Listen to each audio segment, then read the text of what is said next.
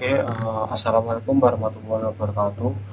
Nah, kan nama saya Muhammad Azan Nabihat dari PO 25 NIM 142. Di sini kita akan kembali lagi dengan video algoritma dan pemrograman di pertemuan ke-9. Di sini kita akan membahas tentang pendahuluan C++ nih. Eh, saya akan memberikan materi terlengkap mulai dari pendahuluan bahasa C, terus robotika Arduino, perbandingan lintas bahasa pemrograman, cara instalasi juga nanti C++, VS Code juga, serta tutorial seperti OPP, Steel, dan hardware yang lain. Saya harap teman-teman bisa mengikuti alur dari dasar sampai tingkat lanjut, karena semua bagian saling terhubung satu sama lain. Ini bisa langsung aja ke pendahuluannya. Sebenarnya adalah C++ adalah bahasa pemrograman yang powerful, cepat, dan banyak digunakan. Digunakan digunakan pada sistem yang membutuhkan performa tinggi. Jadi dia itu berbeda dengan Python yang biasa lebih santai dan mudah dibahas. C++ ini memberi kontrol penuh terhadap memori, hardware, hingga akses low level. Terus juga bahasa ini memiliki sintaks yang ketat dibanding Python, namun jauh lebih kuat untuk sistem berat dan real time. C++ mendukung prosedur programan dan object oriented programan OPP, menjadikan fleksibel untuk proyek kecil hingga industri skala besar. Sebagai benar-benar memahami struktur penggunaan, cara aplikasi dan aliran input output juga. Terus selanjutnya ada robotik dasar Arduino. Kita akan juga belajar juga dari robotik dasar Arduino berjalan dengan konsep input, proses dan juga output. Pada simulasi ini kita akan menggunakan Tinkercad dengan membuat tombol seperti input diterima Arduino menggunakan pin saya menggunakan pin 13 kebetulan. Terus kita akan diproses dan output diteruskan ke LED pada pin ke 3. Resistor digunakan untuk menjaga arus agar aman. Fungsi setup digunakan untuk instalasi, dan sedangkan loop berlangsung terus digunakan untuk instalasi pin, sedangkan loop berlangsung terus untuk membaca tombol secara berulang. Secara tombol high, LED menyala, lampu dan display mati. Konsep ini menjadi dasar semua otomasi seperti sensor cahaya, alarm pintu otomatis, hingga robot time flower. Terus kita juga belajar realitas bahasa pemrograman. Setiap bahasa memiliki sintaks yang berbeda, namun logikanya sama. Seperti JavaScript menggunakan array, Python menggunakan print, PHP menggunakan echo atau raw, juga menggunakan print. Perbedaan ini seperti perbedaan bahasa Indonesia, artinya sama namun pengucapnya berbeda.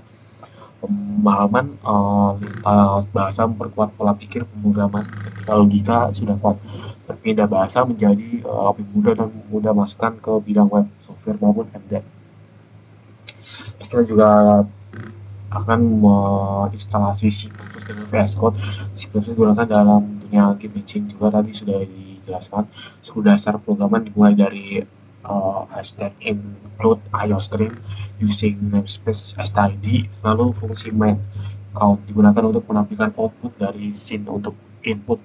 VS Code untuk VS Code kita gunakan karena sebagai code editor, dengan min.gw sebagai compiler. Setelah G++ version terbaca, program pertama Hello World dapat dilanjutkan. Terus ada OPP STL dan template.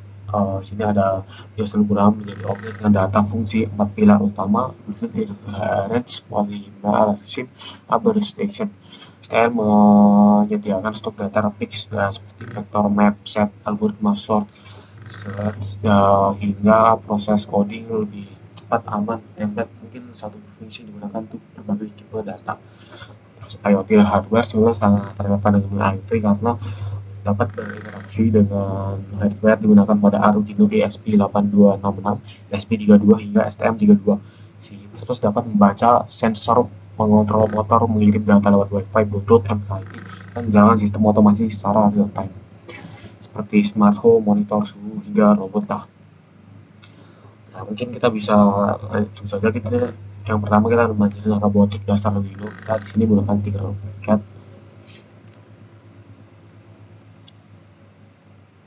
Eh, Kalian bisa buka webnya di sini Tinkercad, kalian bisa login dulu, terus kalian bisa mencari sirkuit di sini. Nah, di sini saya sudah membuatnya menggunakan Arduino.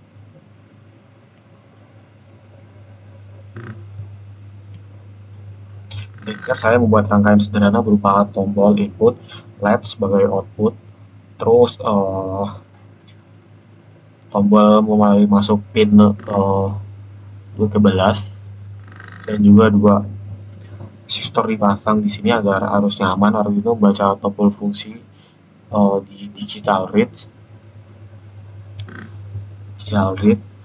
lalu mengontrol mau melalui digital wire, terus di setup berjalan sebagai perangkat mulai akan loop jalan terus menerus ribuan kali berdetik. Ketika tombol ditekan di sini Arduino akan mendeteksi high light nyala, dia akan menyalakan lampunya. Ketika dilepas low, LED akan padam. Sederhana tapi kita bisa langsung coba sini. Ganti.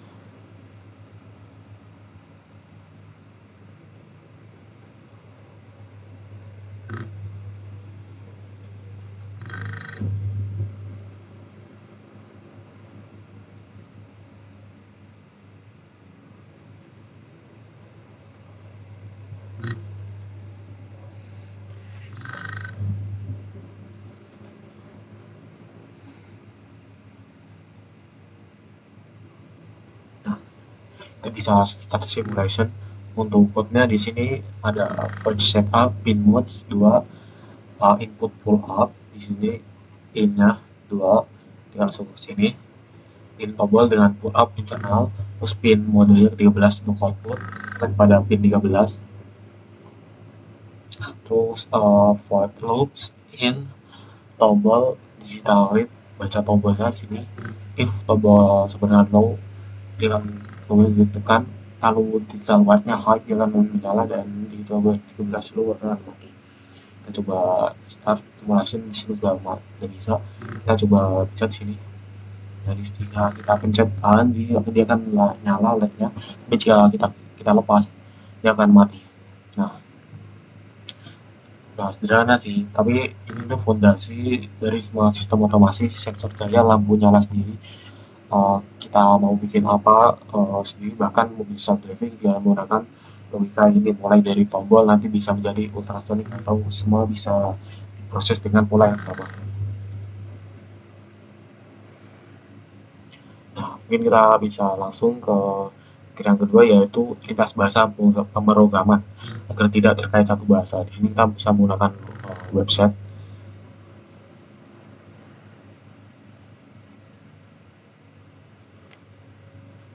Wait.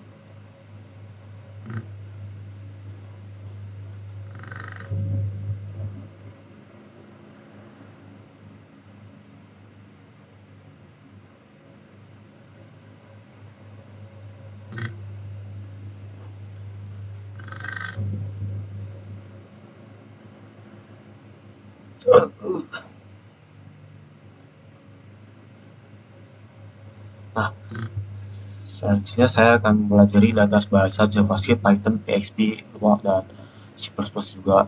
Di sini kita menggunakan website yang bernama Blocky.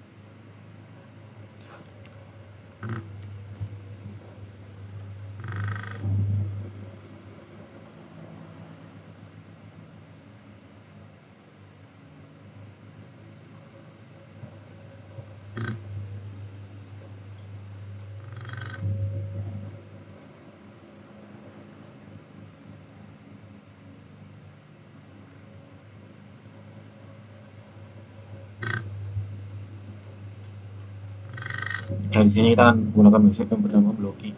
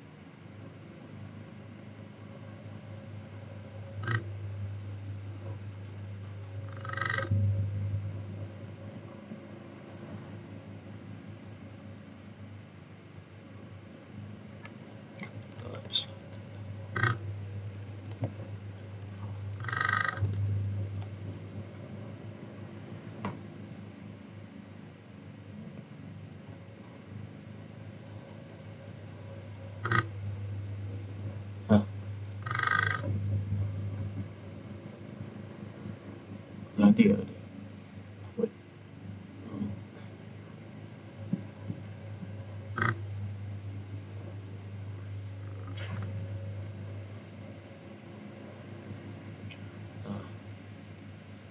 Sini kalian bisa buka download, buka webnya di sini Blocky, google.com. Kalian bisa coba Blocky di sini. Nah, dari Blocky menambahkan editor yang dapat disesuaikan ke aplikasi Anda. Ada yang menjadikan konsep coding sebagai blok yang saling terikat, alat ini menghasilkan kode bersih dalam bahasa yang Anda inginkan. Mungkin blok custom yang sesuai Anda. Jadi kalian bisa ambil di sini ada JavaScript, Python, PHP, Lua, Dart. Ini ada juga bahasanya Inggris. Kalau misal kita ganti ke Python, dia akan langsung berganti di sini. Di JavaScript di sini, di sini JavaScript itu dia menggunakan alert di sini untuk menampilkan hello world-nya. Kalau misal kita run, ya sudah memberikan hello world di sini. Cuman kalau misal di Python dan Lua, dia langsung print aja sih.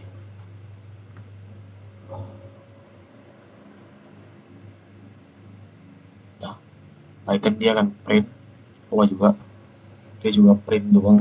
Jadi kalau misal kita run, dia langsung masuknya ke situ juga. Terus kalau misal ke echo PHP, uh, PHP dia akan menggunakan echo.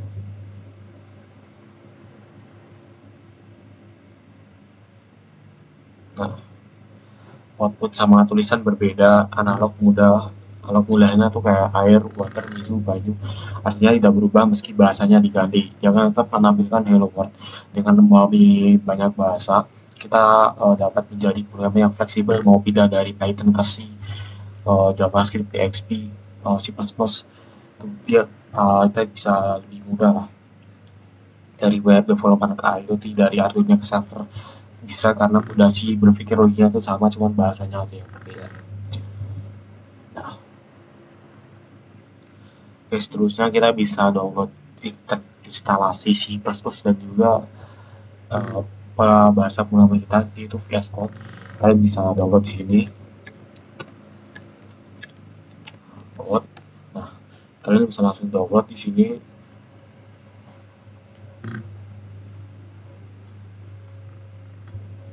Ini buat text editor, kalian bisa download for Windows. Tapi karena saya sudah download di sini, jadi ya kalian bisa download saja sih. Terus untuk menjalankan C++, kita bisa install editornya tuh melalui MinGW sebagai compilernya.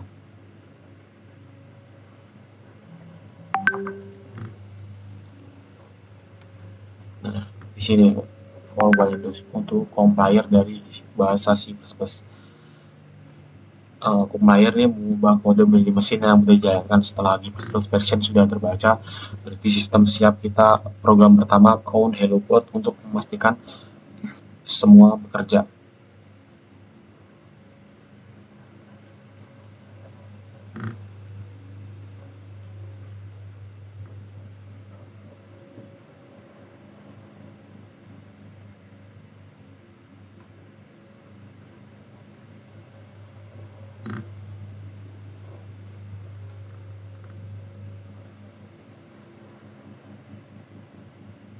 Nah, kalau kalian sudah download C++, kalian bisa langsung download C++, VS Code, kalian bisa langsung download C++ juga.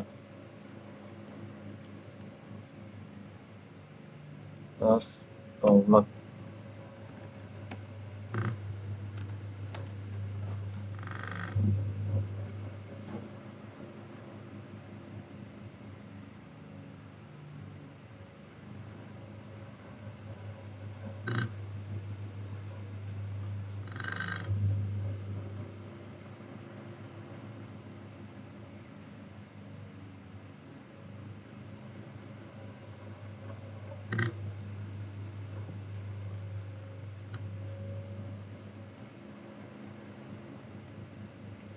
Kalian bisa buka di sini si VS Code-nya. Terus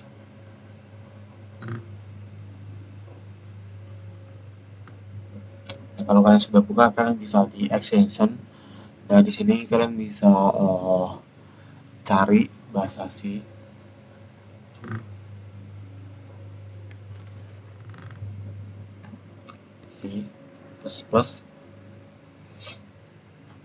Nah, kalian bisa download di sini ada C++ Season Pack atau Games. Kalian download. Kalau kalian sudah, kalian bisa mengetikkannya dengan menggunakan uh, terminal atau postal dan kalian mengetiknya di sini.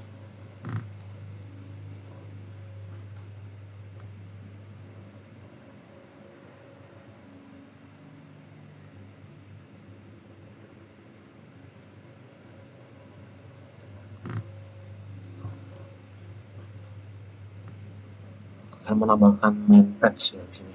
Nah,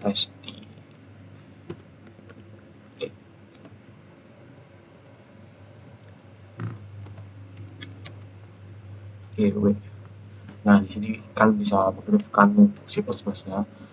Untuk compile-nya kalian bisa ke G++, file, cpp, nah untuk outputnya. Terus untuk cek aktifnya kan tinggal di version untuk mengeceknya saja. Kalau karena saya sudah, jadi kita bisa ke file untuk cek di sini.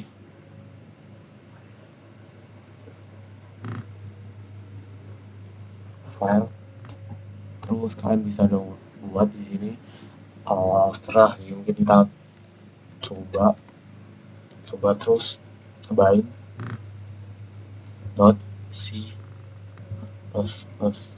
Nah, dia akan langsung mendeteksi bahwa filenya itu untuk code C++.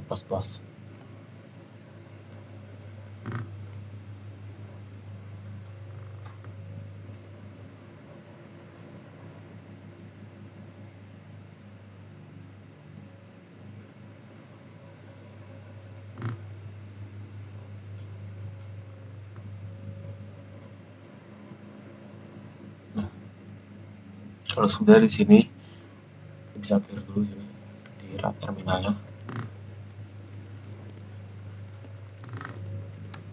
Clear.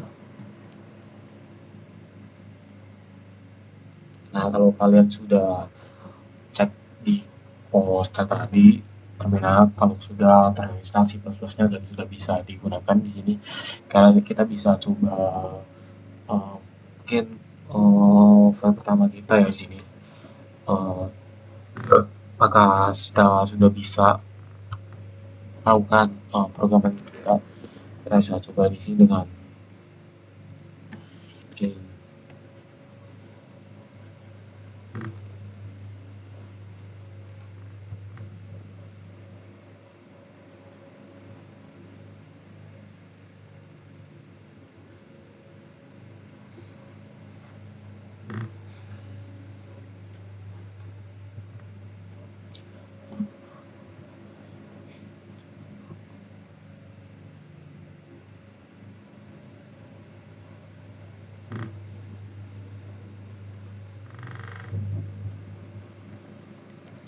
Dengan include tools IOStream using namespace std. Nah, terus int main count untuk memberi, kalau di Python mungkin print untuk memberi bahasa C++ n dia kan hentikannya.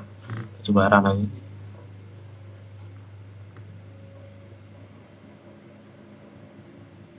Nah, dia kan langsung menunjukkan di sini lower C++ sudah berjalan nih, kayak mengaktifkan print aja sih di Python, cuman mungkin bahasanya berbeda aja.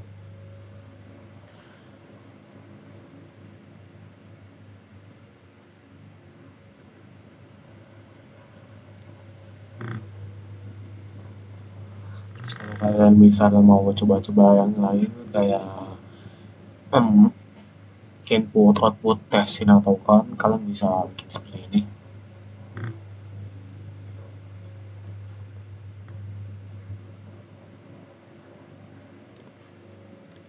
Nah,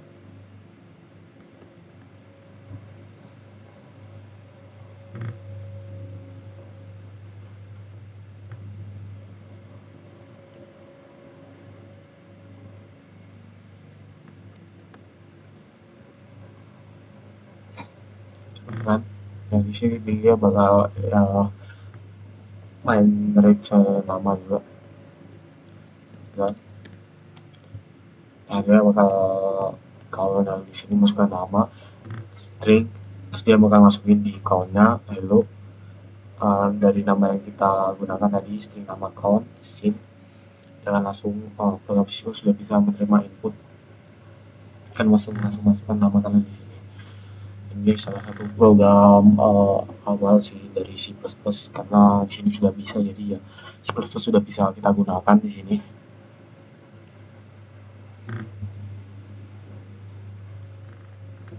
Oke, terus kita bisa coba lagi yang lain spesial kayak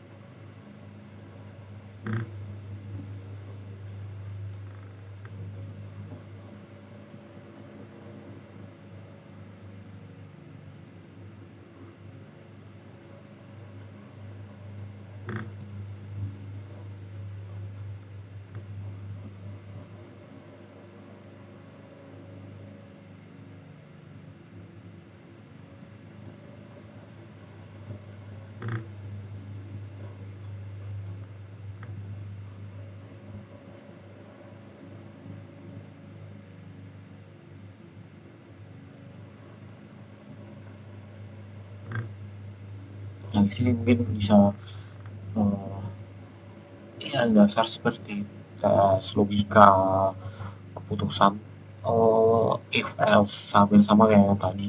Mungkin kita coba di sini. Nah, ini tuh bakal logika kayak di Python mungkin it's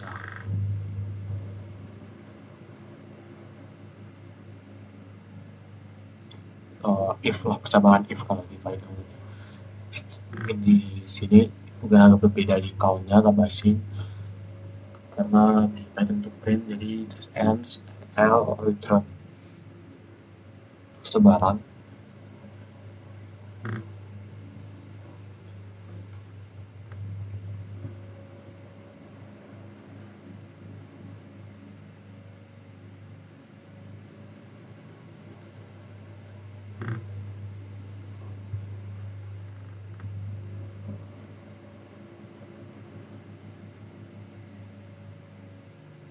Dari sini bisa kalian masukkan nilai kalian 78, jangan lulus karena di sini if-nya kalau nilai di bawah 75 dia kan tidak akan menjawab else, maaf ada lulus. Tapi kalau misal di atas dari 75 kalian akan lulus. Terus saya ada tips juga untuk cara menulis code yang rapi.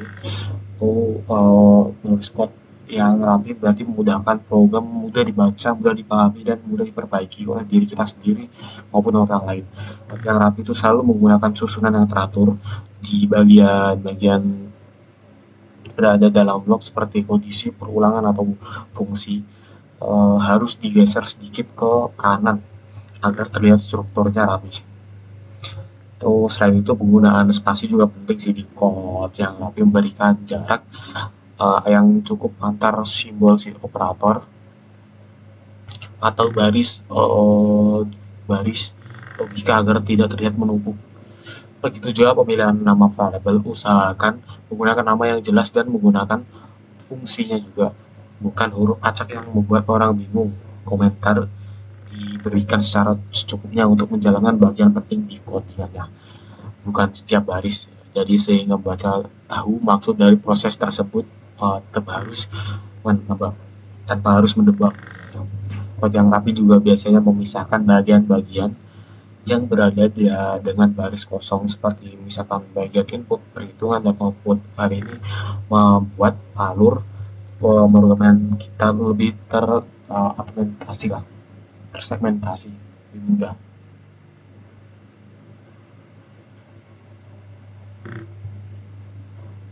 Terus juga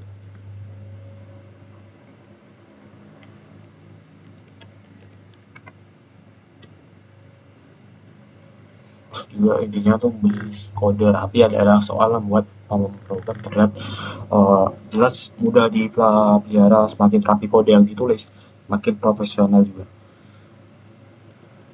Terus terusnya kita bisa coba ya menjelaskan tentang UPTL.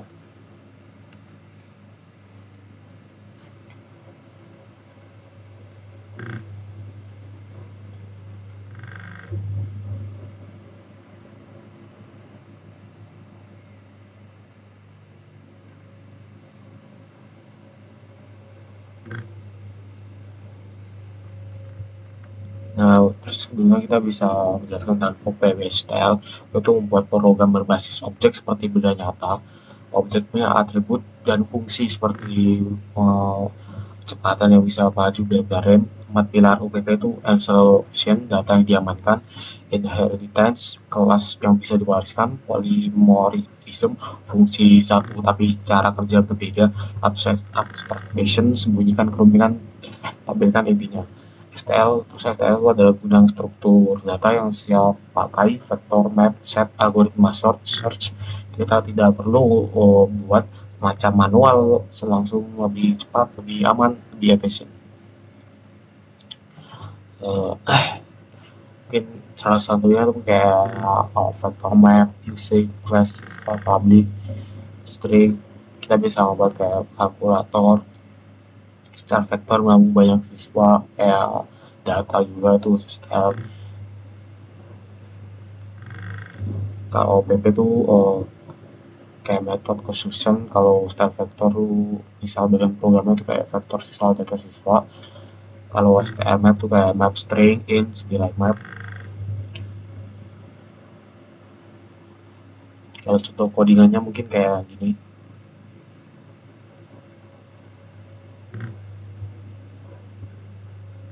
Saya ambil contoh aja sih. Ini salah satu contohnya saya ambil dari lain. Kayak contoh UPP di sini kayak class siswa public, string class, in umur, dan int nilai. Terus ada class student otomatis terisi saat objek dibuat.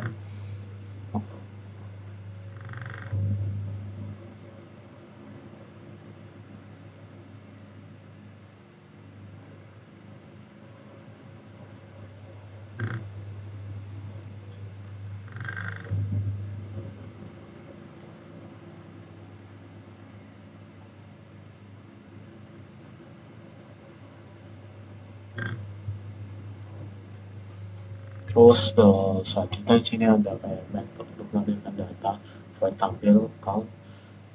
Terus ini STL vektor contohnya untuk mampu di sini kayak contoh dari ini kayak data siswa back. Sebelumnya ada STL map. Terus gitu.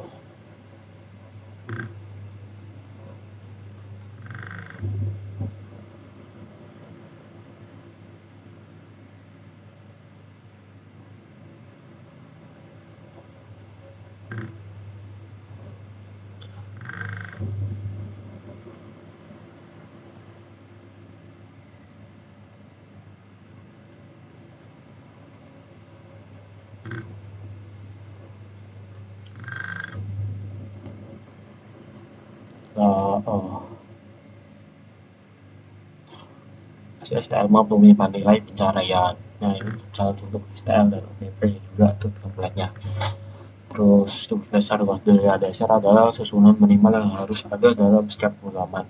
Seperti bagian library header, bagian deklarasi fungsi main, return value untuk per folder dan file, itu kayak folder src search code, bagian seperti file.cpp di kode utama programan, kayak folder include, header file, folder bin atau build, folder read atau library, folder asset atau risk, folder konfigurasi juga. Jadi dia struktur kode itu kayak header, deklarasi, fungsi main, logika, return. Ya mungkin cukup dari sekian dari pertemuan kita. Jika di pertemuan ke 9 kita tentang pendahuluan C++, sini kita sudah belajar tentang uh, kayak pendahuluan C++, robotik dasar Arduino menggunakan Tinkercad, terus kayak lintasan bahasa dengan tadi Blockly, terus juga C++ instalasi Python, materi kayak OPP dan STL template, IoT hardware juga. Jadi dari awal kita masuk ke pendahuluan C++, lalu robotik bahasa dan lain, semua merupakan satu garis perjalanan pembelajaran, dimulai dari hal kecil hingga nanti hal yang besar. Mungkin cukup sekian dari penjelasan saya tentang pertemuan ke-9 kita. Jika ada lebih dan kurang, mohon dimaafkan. Saya Muhammad Hasan Pihak, pamit undur diri. Wassalamualaikum warahmatullahi wabarakatuh.